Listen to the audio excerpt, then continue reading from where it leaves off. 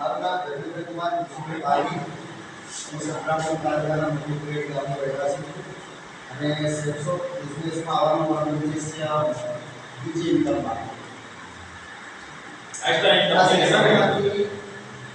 શીખવા માટે તો જે પણ જરૂરી હોય બિઝનેસ માટે એ જે પણ શીખીશું એના માટે છે અને યોગદાનમાં અમારો સમય આપીશું અને જે પણ નિયમ હોય આગળ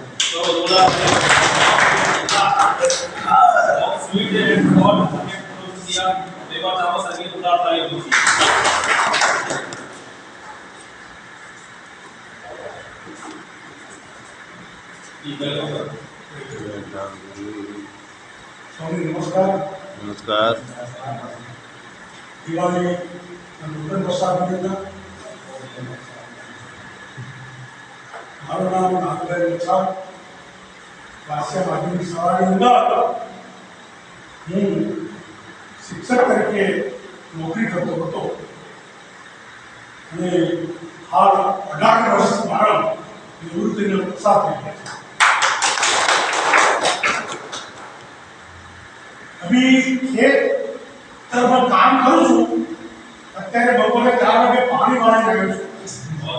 बहुत बढ़िया પાણી વાળી રહ્યો છું અને નાગરના પૂરા પ્રમાણને આવ્યો છું.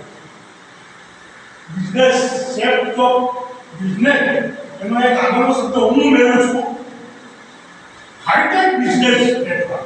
यस આગળનો શબ્દ મેં ઉમેર્યો છે.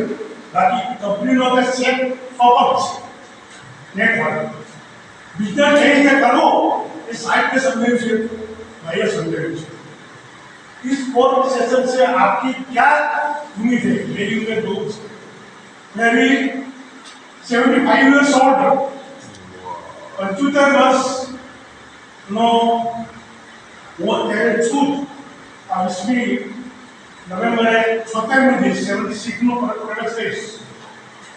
इस कोर्स सेशंस को सफल बनाने का आपका क्या उद्देश्य है? मेरा उद्देश्य बड़ा भगवान देता है वो सफल बांट के देता है. कोई पण जॉब करो ये जॉब करवानो अगली आशा राख्या पैसा आपकी पास दौड़ता है पैसा ની દવા આપણે લેવાના નથી જો આ કામ કરીશું તો बराबर आरक्षण वाले के अपना आरक्षण लाइक दिस મને ઘણી વખત બધું મૂકી અને ખેંચીને બિહાર છે એટલે એક દાખલો તમને હોય કે એવો દાખલો આપને જીવનની અંદર તમે પણ યાદ કરતા રહી જશો અને બીજો દાખલો પૂરો બનાવો. એક ઝાડ હતું આ ઝાડની ઉપર એક વાંદરો અને ચકલી બેઠા સ્ટોરી છે અને વાંદરો આ બાજુ મોઢું રાખીને બેઠો હતો અને આ બાજુ મોઢું રાખીને બેઠો હતો અને એ વખતે બાજુમાં એક મકાન ફટ પડી ગયું હતું. ચકલી આ જોઈ ગઈ તો આજુબાજુના બધા માણસો દોડેલા ત્યાં પહોંચ્યા. કોઈના હાથમાં ઢોલ હતી, કોઈના હાથમાં વાટકો હતો, કોઈના હાથમાં ઘડો હતો, કોઈના હાથમાં કંઈક વસ્તુ હતી અને આ મકાનને ઓરડામાં લાગી ગયા. બધા કામે લાગી ગયા. ચકલીને વિચાર્યું કે આપણા કામે લાગી ગયા તો ભાઈ તો નથી એટલે ચકલી પણ બાજુમાં તળાવ હતું ત્યાંથી ચાંચમાં પાણી લઈ અને એ મકાનને ઓરડાવા માટે દોડી ગઈ અને ત્યાં જઈ અને પાણી કરીને એ પણ મધ્યે લાગી ગઈ. આમ કરતા ચકલી અને બધા માણસોએ ભેગા મળી અને એક જૂથ બની અને આ મકાનનું જે ભરતું હતું મકાન એ ઓલવી નાખ્યું. પછી ચકલી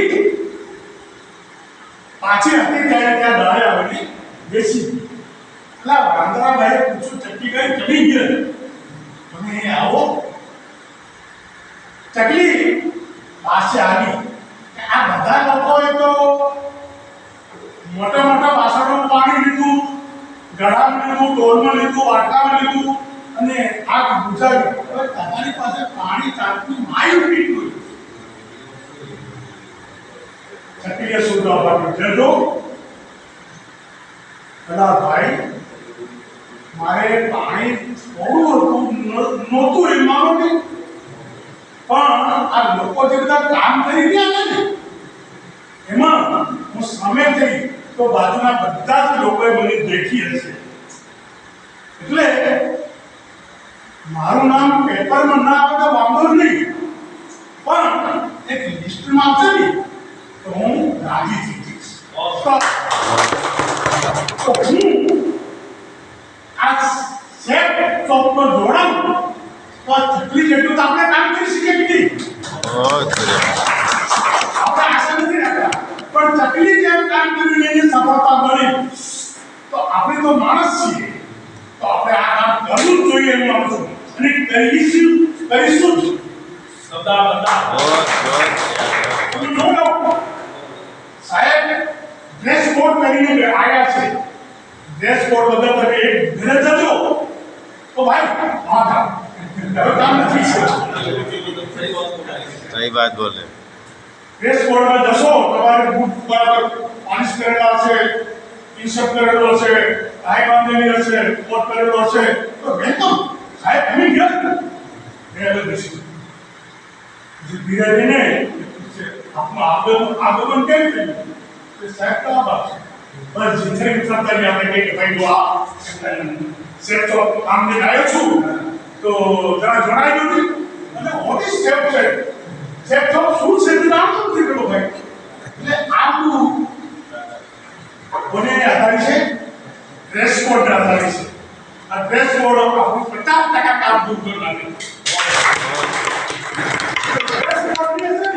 હું માનતો નથી કે એના ઉપર બ્યુરો આવશે ચોકડી હશે ને આપણને લગાવ કરશે નાથી ગાડી મળશે તો ડ્રેસ કોડ અવશ્ય હોવો જોઈએ આપણી કંપની માટે સેફ માટે નેટવર્ક માટે આ જોબ માટે તો આપણું કામ 50% જો દૂર ન થતો હું એની ગેરંટી સવાલ પૂરા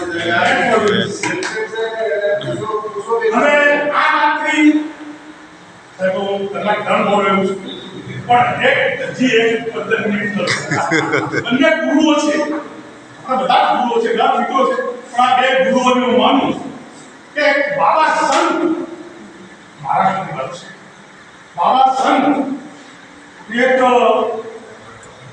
મોટા મેદાનની અંદર એમનું લેક્ચર ગોઠવ્યું ભાષણ ગોઠવ્યું એટલી તળાવમાં આવી છે એટલી તળાવમાં આવી છે એટલી તળાવમાં આવી છે કે આપણી આંખો ફાટી જાય 3 દિવસ માટે 3 days 3 દિવસ માટેનો આ કાર્યક્રમ હતો એમાં કલેક્ટરો હતા મોટા મોટા ફર્સ્ટ ક્લાસ ઓફિસરો હતા અને સામાન્ય વર્ગના માણસો બેઠા હતા બકરા વર્ગ હતો અને બધાને સીએમ 3 દિવસની સીએમ રજા પૂરી પડાવી અને આ મેસેજ સાંભળવા માટે આ ભાષણ સાંભળવા માટે બધાએ ભેગા થવાનું હતું બાબા સંત સાહેબ બંધારણના હતા તે દિવસે આખી મેદની જમજમાટ અને આમ બેઠેલી હતી વ્યાસપીઠ ઉપર બાબા સાહેબ આવીને બેઠા પહેલા તો એમનું સ્વાગત કરવામાં આવ્યું પછી પ્રાર્થના કરવામાં આવી પછી એમને શું કરવામાં આવ્યું એ પહેલો દિવસ હતો તે ઉદ્ઘાટન કરવામાં આવ્યું દીપ પ્રજાતિ કરવામાં આવ્યું અને પછી જે મેદની બેઠેલી હતી એ મેદનીને પૂછ્યું એ જનતાને પૂછ્યું એ લોકોને પૂછ્યું કે આ પૃથ્વી પર ભગવાન છે બધાએ હા પાડી બધાએ શું કરી હા પાડી આબા સાહેબ સંતો ઉઠી જાતા થઈ ગયા જતા રહ્યા બધા વિચારો પડી ગયા આવું કેમ થયું આવું મારું કારણ શું કે આપણે આ પાડી પણ છે તો આ છે પહેલા દિવસ ના પાડી. બાબા જતા રહ્યા. બીજે દિવસે અર્જુનનો કાર્યક્રમ છે ને, બીજે દિવસે પાછા બોલાવ્યા, પાછા આવવાના જતા. બીજો દિવસ થયો એટલે બાબા સંત પાછા તે જગ્યાએ ઉપર વ્યાસપીઠ ઉપર આવીને બેઠા. હવે આગળની વિધિ તો બધી પતી ગઈ હતી, ખાલી પ્રાર્થના કરવાની હતી અને એ પ્રાર્થના વિષ્ણુ ભગવાનની પ્રાર્થના ચાલુ કરી. પ્રાર્થના પૂરી થઈ. ગુરુ બ્રહ્મા ગુરુ વિષ્ણુ અને ફરી પાછો ધીરે સવાલ પૂછ્યો, પ્રશ્ન પૂછ્યો. આ પૃથ્વી પર ભગવાન છે? તો બધાએ ના પાડી. બાબા સાહેબ ઉઠી ગયા અને ચાલવા પાછા ગઈકાલે તો આ પાડી તો હું જતા ગયા. આ પાડી છે બે બગડી ગયા. એ ભગવાન છે આપણા જાતે મેળવવા રહ્યા. ભગવાન છે એનો જવાબ આપણે મેળવવાનો છે. કઈ વાત આપણી પાસે છે નથી. તો સાહેબ જેવા હતા બુદ્ધિશાળી, એમને કીધું કે આપણે એક આયોજન કરીએ. 50% વેચાય છે. 50% આ બાજુનો અને 50% આ બાજુ. તમારે આ પાડવાની, બાબા સાહેબ આવે તો, અને આ હવે ના શું તો બંધ રહે કે ઉભીની વ્યાસ ઉપરથી થાય નહીં. બીજે દિવસે આયા પાડી. બીજે દિવસ આયા એટલે ફરી પાછો આગળની પ્રક્રિયા બધી પૂરી કરી અને ગુરુ બ્રહ્મા વિષ્ણુ મળ્યા. આગળ નક્કી કર્યું તે પ્રમાણે તમે આ ધરતી ઉપર ઈશ્વરને જોયા હતા? જોયા છે? આ ભાગ વાળે ના પાડી, આ ભાગ વાળે આ પાડી.